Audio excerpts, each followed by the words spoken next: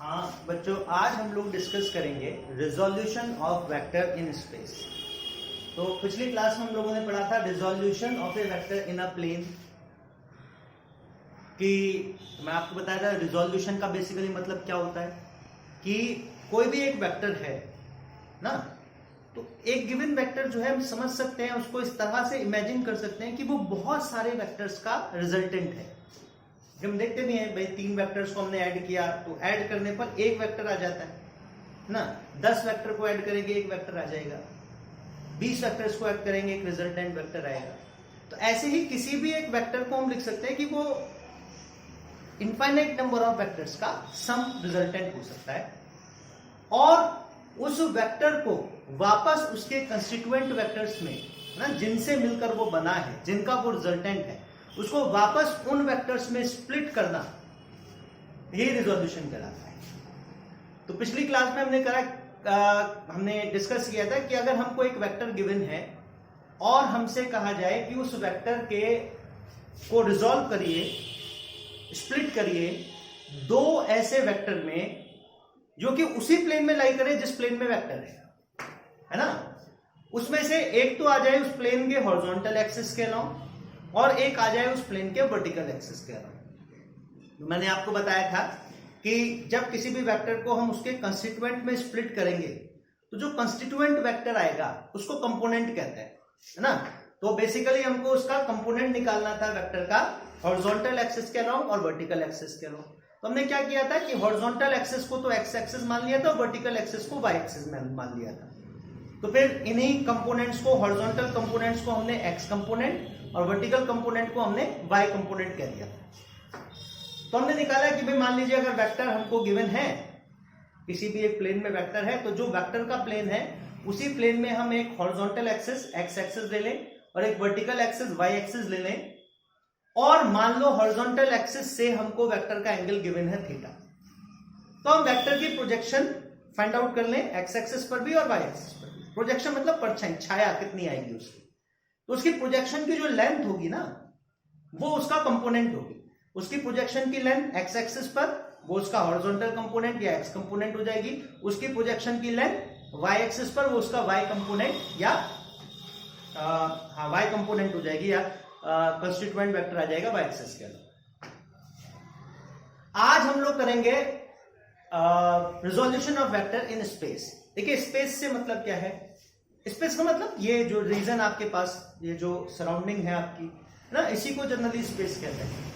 एक तरह से कहा जाए इस यूनिवर्स को स्पेस कहते हैं। तो स्पेस जो है वो 2 डायमेंशनल नहीं है। जैसे प्लेन जो है, प्लेन ना, जिसमें हम 2 वर्टिकल एक्सिस ले तो उनके बीच का जो रीजन आ जाएगा पूरा, उसको हम 2 डायमेंशनल या प्लेन कह सकते हैं, 2 डायमेंशनल ज्योमेट्री या प्लेन कह सकते हैं।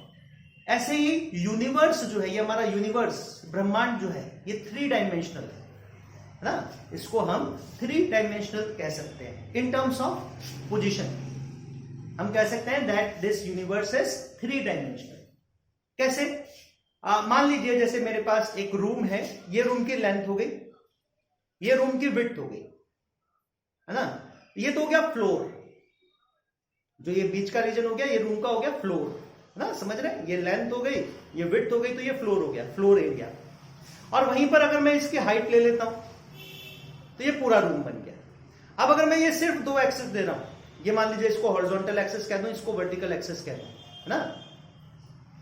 तो आप समझ रहे हैं ये 2 डायमेंशनल रीजन हो गया। फ्लोर जो है वो 2 डायमेंशनल रीजन हो गया। लेकिन वहीं पर अगर हम 3rd एक्सिस और ऐड कर देते हैं, ये जो हमने हाइट ली रूम की, 3rd एक्सिस और ऐड कर देते हैं, तो ये फिर पूरा रूम का जो अंदर की वॉल्यूम है रूम की, वो आ गई। इसी वॉल्यूम को, इसी 3 डायमेंशनल रीजन को हम स्पेस कहते हैं। अब देखिए पूरा जो यूनिवर्स है हमारा वो 3 डायमेंशनली है। मान लीजिए इसी लेंथ को हम इनफाइनाइटली बढ़ाते चले जाएं, इधर भी, विड्थ को भी इधर और इधर इनफाइनाइटली इंक्रीज करते जाए, हाइट को भी इनफाइनाइटली इंक्रीज करते जाए, तो ये पूरा यूनिवर्स इन 3 एक्सिस के अंदर आ जाएगा। और कहीं भी हमको कोई अगर पॉइंट लोकेट करना है तो obviously 3 dimensional region of space है, तो पॉइंट का भी जो डिस्क्रिप्शन आएगा उसकी पोजीशन का, वो 3 डायमेंशनल। तो कहने का मतलब यह है कि टू डायमेंशनल जो है वो सिर्फ एक एस्पेक्ट है स्पेस का ना। जनरली स्पेस जो है, नॉर्मली स्पेस 3 डायमेंशनल होती है, 2 डायमेंशनल नहीं। मतलब 2 डायमेंशनल कह सकते हैं कि सिर्फ एक पर्टिकुलर एस्पेक्ट की बात कर रहे हैं हम स्पेस, ठीक है। मान लीजिए एग्जाम्पल के लिए कि एक इंसेक्ट है, वो पॉइंट ए से एक इंसेक्ट मूव करना शुरू करता है और इसी प्लेन में मूव कर रहा है और यहां तक पहुंचता है पॉइंट बी तक। वो इस बोर्ड पे ही मूव कर रहा है, कर सकता है, ठीक है। मान लीजिए चींटी है, वो पॉइंट ए से चलना शुरू करती है, पॉइंट बी तक जा सकती है। तो देखिए चींटी जो है वो जो मूव कर रही है, तो उसका मोशन हम बेसिकली सिर्फ 2 एक्सिस से रिप्रेजेंट कर सकते हैं कि यहां से चली, यहां पर पहुंची, तो एक्स एक्सिस के अलाउंग कितना डिस्टेंस ट्रेवल किया, ये डिस्टेंस उसका हो गया, यहाँ ये लेंथ के अलाउंग, और विड्थ के अलाउंग कितना डिस्टेंस ट्रेवल किया, तो हम देखें ये बी आ जाएगा, ये है, तो विड्थ के अलाउंग या वाई एक्सिस के अलाउंग कितना डिस्टेंस ट्रेवल किया, इतना, है ना। तो कोई भी मोशन है, कोई भी ऑब्जेक्ट अगर इस बोर्ड पर मूव कर रहा है, तो सिर्फ 2 एक्सिस से हम उसके मोशन को रिप्रेजेंट कर सकते हैं। ऐसे ही कोई भी, जैसे ये तुमने डिस्प्लेसमेंट ले लिया, कोई भी क्वांटिटी है जो इस प्लेन में लाई करेगी, ठीक है, जो भी इस प्लेन में लाई करेगी, उसको एक्सप्रेस करने के लिए, उसको एनालाइज करने के लिए हमको सिर्फ ये 2 एक्सिस चाहिए। हम सिर्फ इन्हीं 2 पोजीशन एक्सिस की टर्म्स में हम उसको एनालाइज कर सकते हैं। लेकिन मान लीजिए ये जो चींटी है, इसके पंख भी हैं, ये तो इधर भी चल सकती है और साथ ही उड़ भी सकती है, तो फिर उसका डिस्प्लेसमेंट इस प्लेन के परपेंडिकुलर डायरेक्शन में भी हो सकता है ना। अगर कोई चीज उड़ रही है तो वो तो मान लीजिए एक्स के अलाउंग भी जाएगी, वाई के अलाउंग भी जाएगी और जेड के अलाउंग भी जाएगी ना, उसका डिस्प्लेसमेंट तो इस प्लेन के परपेंडिकुलर भी होगा। तो नॉर्मली जो स्पेस है वो 3 डायमेंशनल होता है और मैक्सिमम क्वांटिटीज आपके साथ, भाई हो सकता है कई बार ऐसी क्वांटिटी है जो सिर्फ एक ही प्लेन में हो, कि वो क्वांटिटी एक प्लेन में लाई करती है ना। हो सकता है ऐसी क्वांटिटीज आए, ऐसे वेक्टर क्वांटिटीज आए जो 3 डायमेंशनल हो, है ना, स्पेस में लाई करें। तो ऐसी क्वांटिटीज का जो रिजोल्यूशन है वो आपको आना चाहिए भाई, है ना। ऐसी क्वांटिटीज का रिजोल्यूशन भी आपको आना चाहिए जो 3 डायमेंशनल हो। तो बेसिकली मान लीजिए अगर हमारे पास कोई ऐसा वेक्टर है जो स्पेस में लाई करता है, स्पेस में मतलब फॉर एग्जाम्पल ये हमारा 3 डायमेंशनल स्पेस है, ये एक्स एक्सिस, ये वाई एक्सिस और ये जेड एक्सिस, ठीक है। अब हमको कोई भी क्वांटिटी जो है वो रिप्रेजेंट करनी है, एग्जाम्पल के लिए ये एक वेक्टर क्वांटिटी है, ठीक है, ये एक वेक्टर क्वांटिटी है इस तरह से, ओरिजिन से लेकर, और ये है, ठीक है। अब देखिए इसकी जो परछाई आएगी इस क्वांटिटी की, वो एक्स एक्सिस पर भी आएगी इसकी परछाई तो वाई एक्सिस पर भी आएगी, इसकी परछाई तो जेड एक्सिस पर भी आएगी, है ना। तो इसका जो कंपोनेंट है वो सिर्फ एक्स और वाई एक्सिस के अलोंग ही नहीं, जो थर्ड एक्सिस है उसके अलोंग भी आएगा। मान लीजिए एक ऑब्जेक्ट है, एग्जांपल के लिए कंसीडर करिए, एक ऑब्जेक्ट है यहाँ ओरिजिन पर बैठा है ना, और वो यहां से उड़ता उड़ता उड़ता उड़ता यहां पर पहुंचा, तो उसका डिस्प्लेसमेंट वेक्टर बनाऊं मैं, तो डिस्प्लेसमेंट वेक्टर उसका ये आएगा ना, ये डिस्प्लेसमेंट वेक्टर हो गया। लेकिन मैं देखूं उसका डिस्प्लेसमेंट तो एक्स एक्सिस के अलोंग भी हुआ, उसका डिस्प्लेसमेंट तो वाई एक्सिस के अलोंग भी हुआ, वो इस डायरेक्शन में भी कुछ डिस्टेंस उसने ट्रेवल किया, इस डायरेक्शन में भी कुछ डिस्टेंस ट्रेवल किया, और हाइट भी बढ़ रही है उसकी, तो जेड एक्सिस के अलोंग भी चल रहा है, ठीक है। तो तीनों एक्सिस के अलोंग उसका डिस्प्लेसमेंट हो रहा है, तो उसके डिस्प्लेसमेंट के 3 कंपोनेंट आएंगे। अगर मान लीजिए उसके डिस्प्लेसमेंट को मैं, डिस्प्लेसमेंट वेक्टर को मैं रिजॉल्व करूं, तो उसके डिस्प्लेसमेंट वेक्टर को मैं 3 वेक्टर्स में स्प्लिट कर सकता हूं, एक जो एक्स एक्सिस के अलोंग हो, एक जो वाई एक्सिस के अलोंग हो, एक जो जेड एक्सिस के अलोंग, कर सकता हूं तीनों एक्सिस के अलोंग। तो यही है एक वेक्टर को 3 डायमेंशनल स्पेस में रिजॉल्व करना, उसके 3 कंपोनेंट फाइंड आउट करना, उसको 3 ऐसे कंस्टिट्यूएंट वेक्टर में स्प्लिट करना, जिसमें से एक तो एक्स एक्सिस के अलोंग आए, एक वाई एक्सिस के अलोंग आए, एक जेड एक्सिस के अलोंग आए, ठीक है। कैसे करेंगे? प्रोजेक्शन निकालेंगे। मान लीजिए ये वेक्टर है, जैसे एग्जांपल के लिए इसको एक्सिस मान लेते हैं ना, लेट अस से दिस इज वेक्टर। आपको क्या करना है, अगर इसका रिजोल्यूशन करना है 3 डायमेंशनल स्पेस में, तो आपको इसका कंपोनेंट एक्स एक्सिस के अलोंग निकालना है, इसकी परछाई निकालनी है कि इसकी परछाई की लेंथ कितनी आएगी, इसकी प्रोजेक्शन कितनी आएगी एक्स एक्सिस पर, इसकी प्रोजेक्शन वाई एक्सिस पर कितनी आएगी, और इसकी प्रोजेक्शन जेड एक्सिस पर कितनी आएगी। ठीक, समझ रहे हैं? इसकी प्रोजेक्शन एक्स एक्सिस पर कितनी आएगी, वाई एक्सिस पर कितनी आएगी, जेड एक्सिस पर कितनी आएगी। कैसे निकालोगे? तो from the head of the vector axis पर परपेंडिकुलर ड्रॉ कर लीजिए, है ना। वो जो परपेंडिकुलर आएगी that will give you the x component, y component. वो जो लेंथ होगी ना ओरिजिन से लेकर और फुट ऑफ द परपेंडिकुलर तक की, वो प्रोजेक्शन की लेंथ हो गई। तो इसी तरह से हम एक वेक्टर को 3 डायमेंशनल स्पेस में रिजॉल्व कर सकते हैं। आ रही है बात समझ में?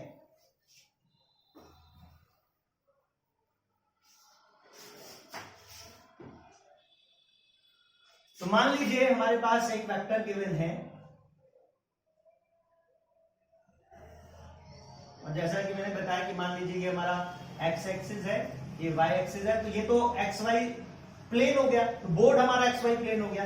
एक एक्सिस ले लें हम जो इस प्लेन के परपेंडिकुलर है। अब देखिए प्लेन के परपेंडिकुलर में लाइन ऐसे तो ड्रॉ कर नहीं सकता हवा में, है ना। तो ये आपको इमेजिन, देखिए फिजिक्स में इमेजिनेशन का की बहुत इंपॉर्टेंस है। जब तक आप कोई चीज इमेजिन नहीं कर पाओगे ना, आप तब तक फिजिक्स नहीं सीख सकते। क्योंकि फिजिक्स में ज्यादातर चीजें जो ऐसी हैं जिनको हम मतलब पिक्टोरियली रिप्रेजेंट नहीं कर सकते। अब या तो फिर मैं कोई आर्किटेक्ट होता जो 3 डायमेंशनल व्यू बना सकता है आपके लिए, ठीक है। या फिर एक तरीका है आप उसको इमेजिन करिए, सोचिए, ठीक है। सोचो कि आप एक रूम में बैठे हो, उसकी लेंथ, उसकी विड्थ, उसकी हाइट को 3 एक्सिस मान लो, हो गया। एक एक्स एक्सिस, एक वाई एक्सिस, एक जेड एक्सिस। फिर वहां पर एक वेक्टर अज्यूम करो जो ओरिजिन से लेकर और इस तरह से है। तो सोचो आप उसकी प्रोजेक्शन कैसे निकालोगे, किस तरह से फाइंड आउट करोगे आप उसकी प्रोजेक्शन, एक्स उसकी लेंथ के अलोंग, विड्थ के अलोंग, हाइट के अलोंग रूम की, x axis, y axis, z axis के अलोंग प्रोजेक्शन कैसे निकालोगे, ठीक है। तो मान लीजिए ये हमारे पास वेक्टर है, और हालांकि ये वेक्टर मैं ड्रॉ तो इस तरह से कर रहा हूं कि आपको लगेगा देखने पर कि एक्स वाई प्लेन में है, लेकिन ये एक्स वाई प्लेन में नहीं है। ये वेक्टर इस प्लेन में नहीं लाई करता, एक्स वाई प्लेन में। एक्स वाई प्लेन में होता तो फिर तो भाई 2 ही कंपोनेंट आएंगे, एक्स एक्सिस के अलोंग, वाई एक्सिस के अलोंग, जेड के अलोंग कंपोनेंट 0 आएगा, क्योंकि जेड एक्सिस ड्रॉ मैंने ऐसे किया है, जेड एक्सिस है ये, जेड एक्सिस इस प्लेन के परपेंडिकुलर है, ये है जेड एक्सिस। ऐसे ड्रॉ नहीं कर सकता, तो ड्रॉ मैंने इस तरह से डॉटेड लाइन से करके दिखाया कि एक्स वाई प्लेन के परपेंडिकुलर। और जो वेक्टर है हमारा, है ना, वो ये नहीं है, ये वेक्टर नहीं है, तो ड्रॉ कर रहे हैं इस तरह से, वो वेक्टर ऐसे है ना, इस तरह से है कि हाँ उसका एक्स कंपोनेंट है, उसकी प्रोजेक्शन एक्स एक्सिस के अलोंग आएगी, कुछ वाई एक्सिस के अलोंग भी उसकी प्रोजेक्शन है ना, लेकिन उसकी प्रोजेक्शन जेड एक्सिस के अलोंग है, वो सिर्फ एक्स वाई प्लेन में लाइन नहीं करता। मान लो कोई वेक्टर अगर आपका एक्स वाई प्लेन में है, तो जेड पर तो उसकी कोई परछाई आएगी नहीं। तो ये हमारा 3 डायमेंशनल वेक्टर है, ठीक। तो हम वेक्टर की प्रोजेक्शन लेकर उसकी परछाई एक्स एक्सिस, वाई एक्सिस और जेड एक्सिस पर लेकर रिजॉल्व कर सकते हैं वेक्टर को। तो मान लीजिए आप एक्स एक्सिस पर उसकी प्रोजेक्शन निकालते हो, तो एक्स एक्सिस के अलोंग जो प्रोजेक्शन की लेंथ है वो ax आई, लेट अस से इस वेक्टर की जो प्रोजेक्शन आई एक्स एक्सिस के अलोंग, मान लेते हैं कि आप जो प्रोजेक्शन निकालोगे, जो परछाई निकालोगे, उसकी लेंथ ax के बराबर है, तो ax क्या हो गया, x कंपोनेंट। इसी तरह से उसकी जो प्रोजेक्शन y एक्सिस के अलोंग है वो ay है, तो y क्या हो जाएगा, y will be ay will be y component of the vector. इसी तरह से आपने z एक्सिस पर भी उसकी प्रोजेक्शन निकाली, है ना। अब इसमें कंफ्यूज नहीं होना कि प्रोजेक्शन कैसे निकालेंगे, मैंने बताया था कि किसी भी वेक्टर के अलोंग आपको अगर प्रोजेक्शन फाइंड आउट करनी है, तो वेक्टर के हेड से उस डायरेक्शन के अलोंग या किसी एक्सिस के अलोंग आपको उसकी प्रोजेक्शन फाइंड आउट करनी है, तो वेक्टर के हेड से, वेक्टर की टिप से एक परपेंडिकुलर ड्रॉ कीजिए onto that axis, onto that direction.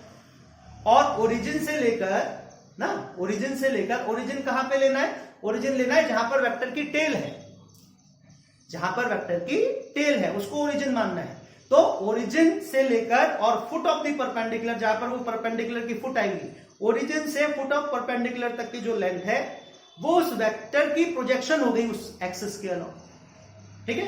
इसी तरह से मान लीजिए हमने ax, ay और az फाइंड आउट कर सकते हैं तीनों एक्सिस के अलोंग एक वेक्टर के कंपोनेंट, ठीक है।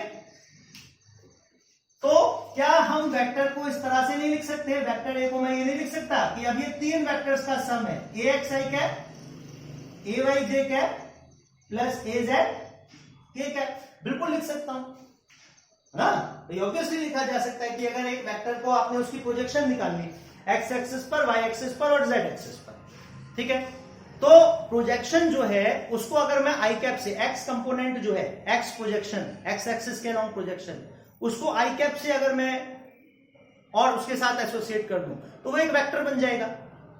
एक वेक्टर जिसकी डायरेक्शन एक्स एक्सिस के अलॉन्ग है और मैग्नीट्यूड कितना है, ए एक्स, जो वेक्टर ए की परछाई है, प्रोजेक्शन है, एक्स कंपोनेंट है वेक्टर ए का, ठीक है।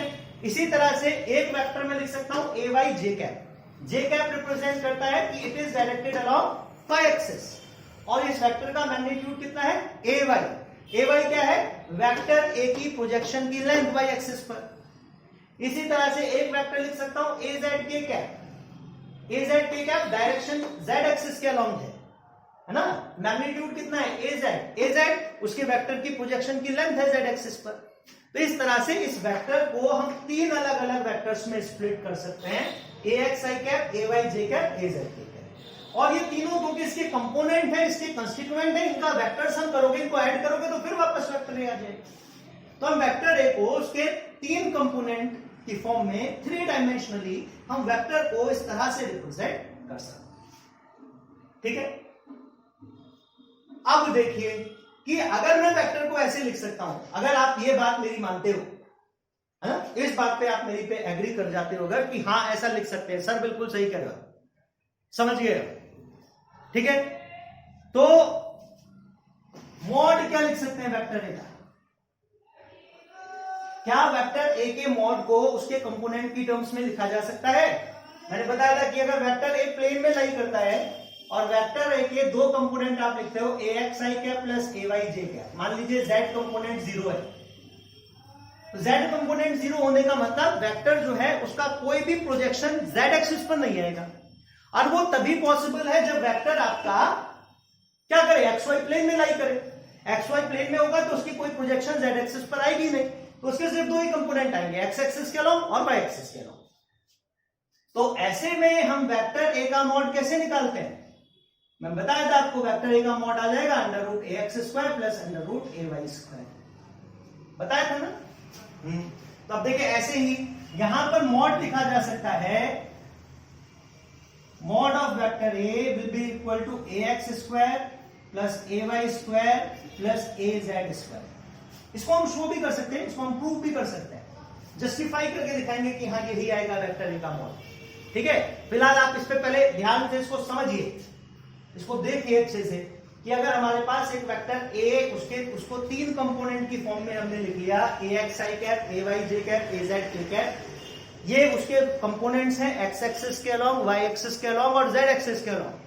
तो वेक्टर ए का जो मॉड है, मैग्नीट्यूड ऑफ वेक्टर ए, उसको under root a x square plus a y square plus a z square लिखा जा सकता है, जहां पर ए एक्स क्या है, उसका जो कंपोनेंट है एक्स एक्सिस के अलॉन्ग, उसका मैग्नीट्यूड, प्रोजेक्शन की लेंथ एक्स एक्सिस पर, ए वाई प्रोजेक्शन की लेंथ वाई एक्सिस पर, ए जेड प्रोजेक्शन की लेंथ जेड एक्सिस पर, ठीक है। या एक तरह से कह सकते हैं magnitude of its x component, magnitude of y component, magnitude of z component, ये है a x, a y, a z. अब देखिए कैसे जस्टिफाई करूंगा मैं, ये आएगा कैसे। तो मान लीजिए ये तीन, ये तो समझे आप कि भाई ये तीन वेक्टर की टर्म्स में तीन वेक्टर का सम लिख सकते हैं हम वेक्टर ए को, कि वेक्टर ए जो है इन तीन वेक्टर का रिजल्टेंट है, a x I cap, A y j cap, A Z के कैप, ठीक। ए x, a y, a Z उसके कंपोनेंट वेक्टर्स हैं। तो मुझको अगर इनका सम करना है कैसे करूं, मुझको अगर इनका सम करना है तो कैसे करूं भाई? सीधी सी बात है, पहले दो वेक्टर्स को ऐड कर लो, फिर तीसरे को उसके साथ, जो रिजल्टेंट है उसको थर्ड के साथ ऐड कर लेना। जैसे a प्लस बी प्लस सी करना है तो पहले a प्लस बी का रिजल्टेंट निकाल लो, जो रिजल्टेंट है उसको c के साथ ऐड कर लो। तो मान लीजिए मैं पहले ए एक्स आई कैप और ए वाई जे कैप को ऐड करता हूं। ए एक्स आई कैप और ए वाई जे कैप, इनके बीच में एंगल कितना है, एक्स आई कैप और वाई जे कैप, ये एक्स एक्सिस के अलॉन्ग हो गया, ये वाई एक्सिस के अलॉन्ग हो गया, ये है हमारा, मान लीजिए ये हमारा ए एक्स आई कैप है, ये हमारा प्रोजेक्शन जो निकाली हमने वाई एक्सिस पर, ये ए वाई जे कैप आया। और ये हमारी प्रोजेक्शन आई वेक्टर की z एक्सिस के अलाउंग, तो ये az k कैप है। तो पहले मैं इन दोनों को सम कर रहा हूं, ठीक। इनके बीच में एंगल कितना है 90 डिग्री। तो मान लीजिए पहले मैं x और y का रिजल्टेंट निकालता हूं, तो कितना आएगा, मैग्नीट्यूड ही लिख रहा हूं, under root ax square plus ay square plus 2ax ay cos 90 degree. अब cos 90 जीरो होता है तो थर्ड टर्म तो जीरो हो जाएगी, तो यही आएगा कितना, under root ax square plus ay square. ये तो रिजल्टेंट आ गया। अब रिजल्टेंट की डायरेक्शन क्या आएगी, देखिए रिजल्टेंट की डायरेक्शन निकाल सकते हैं कि भाई मान लो x एक्सिस से अगर रिजल्टेंट का एंगल मान लो फाई है, तो टेंजेंट फाई b sin 90, और b कौन सा हो गया हमारा, वेक्टर ay हो गया, upon b sin 90 upon a कौन सा हो गया, ax हो गया जिससे हमने एंगल लिया है वो कंपोनेंट, प्लस ay cos 90 हो जाएगा। तो ये तो जीरो हो जाएगा और ये हो जाएगा हमारा, तो बेसिकली ये हमारा ay अपॉन ax के बराबर आएगा। निकाल सकते हैं हम फाई, ay अगर हमको पता है मैग्नीट्यूड, x हमको पता है मैग्नीट्यूड, तो टेंजेंट फाई निकाल सकते हैं। लेकिन इतना समझिए कि अगर मैं x और y का रिजल्टेंट फाइंड आउट कर रहा हूं, ध्यान से सुनना, कि अगर मैं x और y का रिजल्टेंट निकाल रहा हूं, x कंपोनेंट और y कंपोनेंट का, तो क्या इनका रिजल्टेंट xy प्लेन में नहीं आएगा, है ना भाई। आप एक पैरेललोग्राम बनाइए, x एक्सिस से और y एक्सिस, एक वेक्टर x एक्सिस के अलोंग है, एक y एक्सिस के अलोंग है ना। एक मान लीजिए हम पैरेललोग्राम कंप्लीट करते हैं, तो इस पैरेललोग्राम की जो डायगोनल होगी वो इनका रिजल्टेंट आएगी। ये तो हमारा 3 डायमेंशनल वेक्टर है ना, ये मतलब प्लेन में ड्रॉ किया है, लेकिन एक्चुअली वेक्टर ये है। तो जो हमारा रिजल्टेंट आएगा वो तो इसी प्लेन में आएगा ना, rxy, वो तो इसी प्लेन में लाई करेगा जिस प्लेन में x एक्सिस और y एक्सिस। आप ड्रॉ करके देखिए, एक पेपर पे 2 वेक्टर ड्रॉ कीजिए a और b, उनका जो रिजल्टेंट आएगा वो उसी पेपर में ही बनेगा, पेपर से बाहर नहीं जा सकता वो रिजल्टेंट कभी भी। क्यों, क्योंकि पैरेललोग्राम 2 डायमेंशनल ज्योमेट्री है, तो उसका जो पैरेललोग्राम की डायगोनल बनेगी वो उसी पेपर में ड्रॉ करनी पड़ेगी आपको। तो किन्हीं भी 2 वेक्टर का रिजल्टेंट हमेशा उसी प्लेन में लाई करता है जो प्लेन 2 वेक्टर्स मिलकर बना रहे हैं ना, जो उन दोनों वेक्टर्स का कंबाइंड प्लेन है उसी प्लेन में उनका रिजल्टेंट लाई करेगा। आ गई बात समझ में। तो भाई x और y का कंपोनेंट तो xy प्लेन में ही आएगा। अगर रिजल्टेंट x और y का xy प्लेन में ही आएगा तो z एक्सिस से उसका एंगल कितना हो गया, ऑब्वियस सी बात है, कोई भी लाइन हो xy प्लेन में उसका z एक्सिस से एंगल कितना आएगा, 90 डिग्री आएगा, क्योंकि z एक्सिस xy प्लेन के परपेंडिकुलर है। तो कोई भी लाइन ले लो, जैसे ये है तो ये भी एंगल कितना आएगा इनके बीच, 90 डिग्री आएगा। ऐसे ले लो तो भी 90 डिग्री आएगा, ऐसे कोई भी डायरेक्शन ले लो, किसी भी डायरेक्शन में लाइन ड्रॉ कर लो, उसका एंगल z एक्सिस से 90 डिग्री है। तो अब हम ये कह सकते हैं कि इन दोनों का जो रिजल्टेंट निकाला हमने x कंपोनेंट और y कंपोनेंट का, rxy, ये परपेंडिकुलर है किसके, z कंपोनेंट के, az के कैप के, है कि नहीं है, बिल्कुल है ना। हाँ भाई है नहीं, बिल्कुल है, परपेंडिकुलर आएगा। तो फिर मैग्नीट्यूड लिख लो, a का कितना आएगा। अब फिर 2 परपेंडिकुलर वेक्टर्स का रिजल्टेंट है ना। अब जो रिजल्टेंट आएगा वो वेक्टर a का मॉड आ जाएगा। क्यों, क्योंकि जैसे 2 का हमने सम किया, तीसरे को ऐड कर रहे हैं इनके रिजल्टेंट के साथ, तो जो रिजल्टेंट आएगा वो तीनों का होगा, मतलब a का मैग्नीट्यूड होगा। कितना आएगा, कितना आएगा, ये दोनों परपेंडिकुलर हैं तो इनका रिजल्टेंट कितना आएगा, ये आएगा rxy का स्क्वायर प्लस az स्क्वायर ना। 2 परपेंडिकुलर वेक्टर्स का resultant under root a square plus b square होता है। लिख दीजिए इसको आगे, rxy का स्क्वायर कितना आएगा, rxy का स्क्वायर आएगा ax square plus ay square और प्लस az स्क्वायर। वही आ गया हमारा कि मॉड जो है हम वेक्टर a का उसको ax स्क्वायर मतलब square root under root ax square plus ay square plus az square लिख सकते हैं, जहां पर ax ay az vector a के कंपोनेंट है। ये बात आ गई समझ में सभी के, सभी महान विद्वान शक्तिमान समझ सकते हैं इस बात को। हाँ जी, अगर किसी को कोई डाउट हो तो मेरे को पर्सनली मैसेज करके पूछ सकता है, ठीक है। तो ये है हमारा resolution of vector in 3 dimensional space, ठीक है। हमने क्या किया, हमने मान लिया कि भाई आप एक वेक्टर हमको दे रहे हो अगर 3 डायमेंशनल स्पेस में, तो हमको अगर कहोगे कि उसके कंपोनेंट निकालो तो हम तो उसके प्रोजेक्शन निकाल लेंगे, एक्स एक्सिस के अलोंग, वाई एक्सिस के अलोंग, जेड एक्सिस के अलोंग। और ये हम जानते हैं, पहले पढ़ चुके हैं कि उसका जो प्रोजेक्शन की लेंथ आएगी ना एक्स एक्सिस के अलोंग, वाई एक्सिस के अलोंग, जेड एक्सिस के अलोंग, वही उसके जो कंपोनेंट वेक्टर्स आएंगे, जो कंस्टिट्यूएंट वेक्टर्स आएंगे, उनके मैग्नीट्यूड के बराबर हो। तो अगर मान लो एक्स एक्सिस के अलोंग लेंथ ए एक्स है तो मैं उसका एक वेक्टर लिख सकता हूं a x I cap. Y axis के अलोंग प्रोजेक्शन की लेंथ ए वाई है तो मैं उसको वेक्टर लिख सकता हूं ए वाई जे कैप। और ऐसे ही अगर जेड एक्सिस के अलोंग उसकी जो प्रोजेक्शन आई वेक्टर की, उसकी लेंथ ए जेड है तो उसको लिख सकता हूं वेक्टर ए जेड के कैप। तो वेक्टर ए को 3 वेक्टर्स का रिजल्टेंट लिखा जा सकता है, a x I cap, A y j cap और ए जेड के कैप। और अगर ऐसा हमको एक कोई वेक्टर गिवन है तो उसका मैग्नीट्यूड लिख सकते हैं कितना, under root a x square plus a y square plus a z square. ठीक है, तो उम्मीद करके चलता हूं मैं कि हमारे जो विद्वान बच्चे हैं ना, महान बच्चे हैं, समझ गए होंगे कि ये वेक्टर का रिजोल्यूशन 3 डायमेंशनल स्पेस में कैसे करते हैं और क्या इसके एस्पेक्ट्स हैं अलग। ठीक, अब मान लीजिए ये जो वेक्टर हमको गिवन है ना, एक मिनट रुकिए, हाँ, ये 3 डायमेंशनल स्पेस में ये जो वेक्टर हमको गिवन है, जैसे हम एंगल लेते थे ना एक वेक्टर का, ये तो मुश्किल हो जाता है, हाँ इस तरह से। ठीक, ये हमारा वेक्टर है 3 डायमेंशनल स्पेस में।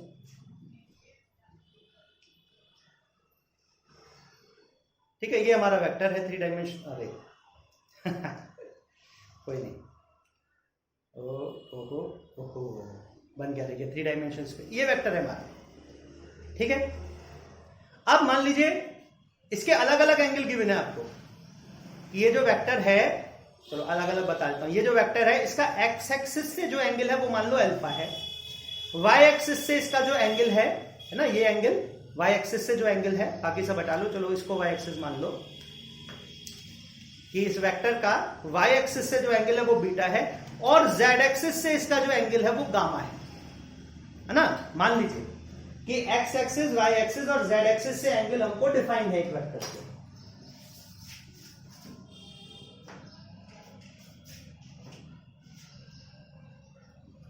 तो if alpha, beta and gamma be the respective angles of inclination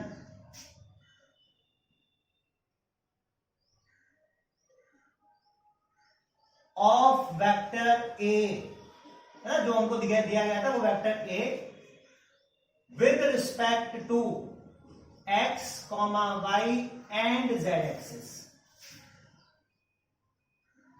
ठीक है, रिस्पेक्टिव समझते हो ना, रिस्पेक्टिव मतलब क्रमानुसार, कि जैसे एक्स वाई जेड जिस सीरीज में, जिस क्रम में मैंने एक्स वाई जेड लिखे, उसी क्रम में, उसी सीरीज में आपको एंगल लेने।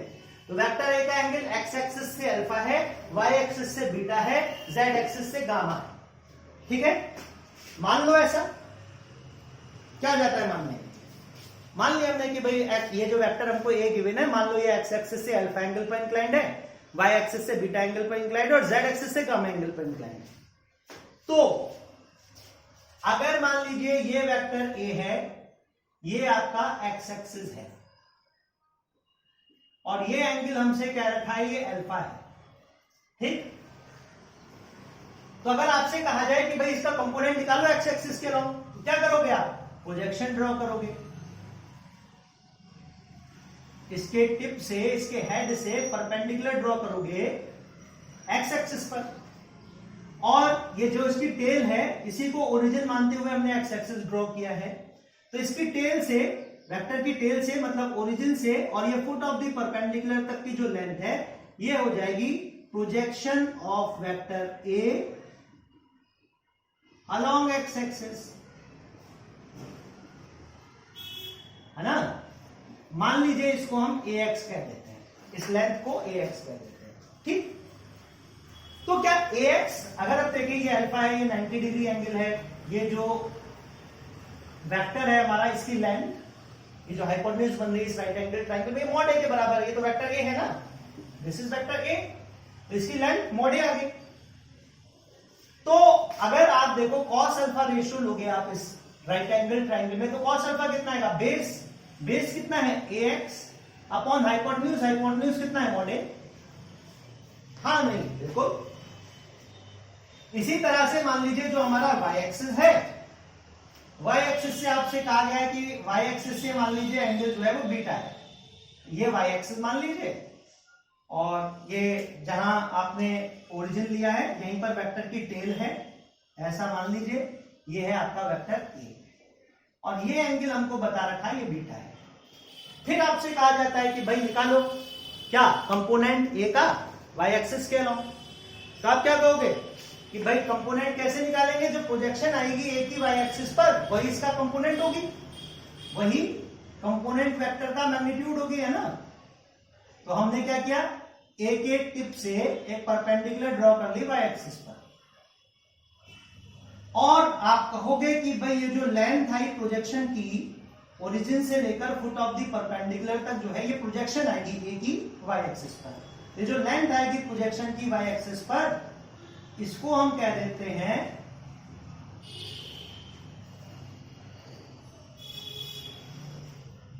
लेट अस से दिस टू बी ay, इसको हम कह देते हैं ay।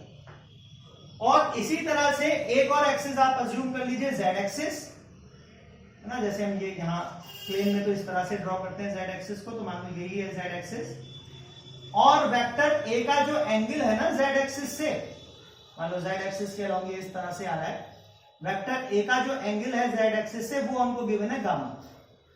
फिर आपसे कहा जाता है कि इस वेक्टर a का z एक्सिस पे कंपोनेंट निकालो, z एक्सिस के अलॉन्ग इसका कंपोनेंट निकालो, तो फिर आप परपेंडिकुलर ड्रॉ करोगे वेक्टर a से z एक्सिस के पर, नहीं परपेंडिकुलर ड्रॉ कर लोगे, और ये जो वेक्टर की टेल है उसको ओरिजिन मानते हुए ये जो लेंथ आएगी ओरिजिन से फुट ऑफ दी परपेंडिकुलर तक की, ये आ गई आपकी projection of vector a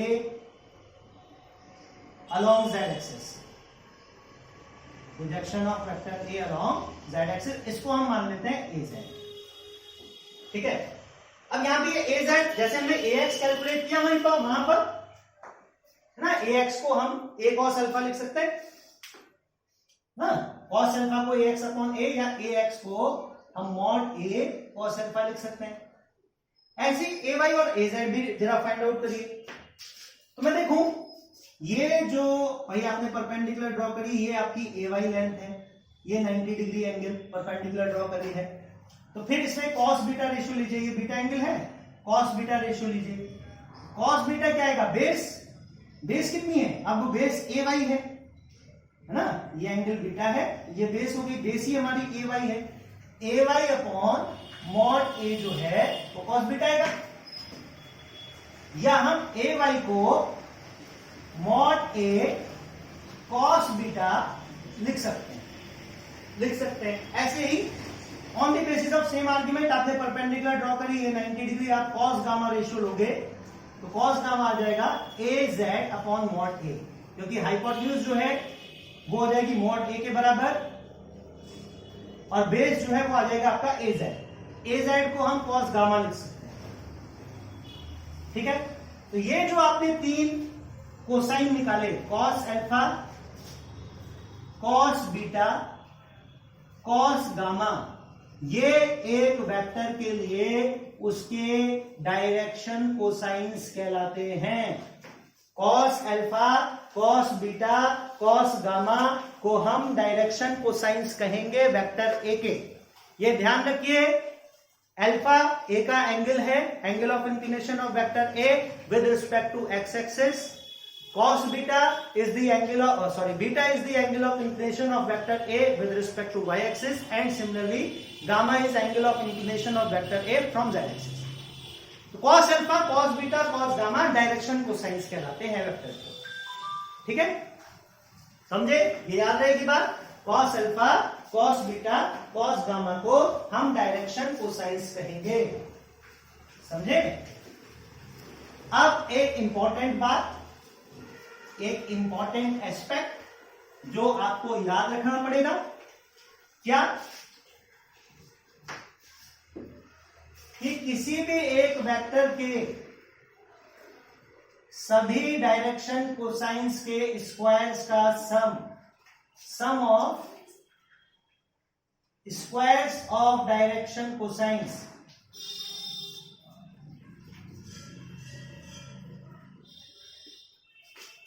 sum of squares of direction cosines of a vector is always equal to infinity और unity। ठीक है, किसी भी एक वेक्टर के डायरेक्शन कोसाइंस के स्क्वायर्स का सम यूनिटी मतलब 1 होता है। कहने का मतलब अगर मैं लिखूं तो cos square alpha plus cos square beta plus cos square gamma का जो सम है वो 1 आएगा। कैसे आएगा? क्या आप इसको जस्टिफाई कर सकते हैं? हाँ, शो कर सकते हैं कि हाँ ये 1 ही आएगा? बिल्कुल कर सकते हैं। कैसे करेंगे? अभी हमने पढ़ा कि कॉस अल्फा को हम लिख सकते हैं ए एक्स अपॉन मॉड ए, कॉस बीटा को हम लिख सकते हैं ए वाई अपॉन मॉड ए, कॉस गामा को हम लिख सकते हैं ए जेड अपॉन मॉड ए, जहां पर ए एक्स है एक्स कंपोनेंट वेक्टर ए की प्रोजेक्शन की लेंथ एक्स एक्सिस पर, ए वाई वेक्टर ए की प्रोजेक्शन की लेंथ वाई एक्सिस पर वाई कंपोनेंट वेक्टर का, ए जेड वेक्टर के प्रोजेक्शन की लेंथ z एक्सिस पर, वेक्टर का z कंपोनेंट है ए जेड। ठीक है, और मॉड ए वेक्टर का मैग्नीट्यूड है। इसके अलावा एक कहानी और कि वेक्टर ए का जो मॉड है वो आता है under root a x square plus a y square plus a z square. ये तो अभी तक हम डिस्कस कर चुके हैं ना? हाँ, कर चुके हैं जी, ये तो हमको पता है। तो बस ये पता है तो ये भी है, इन्हीं से ये ड्राइव होगा। कैसे? Cos square alpha, cos alpha a x upon a, cos square alpha को क्या लिख सकता हूं? A x square upon mod a का स्क्वायर। ठीक, कॉस स्क्वायर बीटा को a y square upon mod a का स्क्वायर, कॉस स्क्वायर गामा को a z square upon mod a का स्क्वायर। ठीक, सम करिए तो डिनोमिनेटर तो कॉमन ही है इनका ना, कॉमन डिनोमिनेटर कितना है? मॉड ए है डिनोमिनेटर, कॉमन डिनोमिनेटर जो है वो मॉड ए है, तो मॉड ए इसका इनका डिनोमिनेटर आ गया जी। सही है, मॉड ए आ गया डिनोमिनेटर। तो ऊपर न्यूमिनेटर में क्या आ जाएगा? ए x square plus a y square plus a z square. अच्छा, मॉड ए का स्क्वायर ये है कॉमन से। ठीक, लिख सकते हैं ऐसे, सिंपल सा है। अब देखिए, क्या ए x square plus a y square plus a z square को मैं मॉड ए स्क्वायर लिख सकता हूं? हाँ जी, लिख सकते हैं। यहां से अगर mod A under root a x square A y square plus a z square है तो ए x square plus a y square plus a z square को मॉड ए स्क्वायर लिखा जा सकता है। अगर ऐसा लिख सकते हैं तो ये आ जाएगा मॉड ए स्क्वायर अपॉन मॉड ए स्क्वायर, ऑब्वियसली जो कि 1 हो। ठीक है, हम जस्टिफाई कर सकते हैं। ठीक है, तो ये आपको बात याद रखनी है कि किसी भी एक वेक्टर के डायरेक्शन कोसाइंस के स्क्वायर का सम ना, किसी भी एक वेक्टर के डायरेक्शन कोसाइंस के स्क्वायर्स का सम हमेशा 1 होता है, यूनिटी होता है। ठीक है, अच्छा, कोसाइंस स्क्वायर्स का सम 1 आ रहा है तो साइन स्क्वायर का कितना आएगा? जैसे आपने cos alpha cos beta cos gamma define करे, ऐसे ही sine alpha sine beta sine gamma भी तो हो सकते हैं। तो साइंस के स्क्वायर का सम कितना आएगा वो भी निकाल लेते हैं, है ना, कि भाई साइंस किसी भी एक वेक्टर के साइन स्क्वायर्स का सम कितना है? अगर cos square alpha direction cosines का के स्क्वायर का सम 1 है ना, तो ये कितना होगा? Sine square alpha plus sine square beta plus sine square gamma, ये कितना आएगा? जहां पर alpha beta gamma angle of inclination है वेक्टर, गिवन वेक्टर के एक्स एक्सिस वाई एक्सिस और जेड एक्सिस से रिस्पेक्टिवली, तो हम क्या लिखें भाई, हम जानते हैं cos square theta plus sine square theta 1 होता है। तो क्या मैं साइन स्क्वायर थीटा को 1 माइनस कॉस स्क्वायर थीटा लिख सकता हूं? आप कहोगे हाँ सर बिल्कुल लिख सकते हैं। तो बस कुछ नहीं, वही सब्स्टिट्यूट कर दीजिए। साइन स्क्वायर अल्फा को 1 माइनस कॉस स्क्वायर अल्फा लिख लीजिए, साइन स्क्वायर बीटा को 1 माइनस कॉस स्क्वायर बीटा लिख लीजिए, और साइन स्क्वायर गामा को 1 माइनस कॉस स्क्वायर गामा लिख लीजिए। ठीक, तो हमारे पास ये देखिए 1 प्लस 1 प्लस 1, इनको ऐड करेंगे 3, माइनस कॉमन ले लीजिए, एक टर्म ये आ जाएगी cos square alpha plus cos square beta plus cos square gamma. अभी हमने पढ़ा डायरेक्शन कोसाइंस के स्क्वायर का सम 1 आता है, ये आ जाएगा 3 माइनस 1, 2। ये वैल्यू हमारी 2 के बराबर है। ठीक है, ठीक है बच्चों। तो देखिए ध्यान से आप इसको समझिए, अच्छे से इमेजिन कीजिए अपने दिमाग में कि मैंने जो आपको बताया है 3 डायमेंशनल रिजोल्यूशन ऑफ वेक्टर ये क्या होता है, और ये जो 2 बातें डायरेक्शन कोसाइंस क्या होती हैं, क्यों डायरेक्शन कोसाइंस के स्क्वायर का सम 1 आता है। ठीक है, तो इनको अच्छे से रिवाइज कीजिए। ठीक है बच्चों।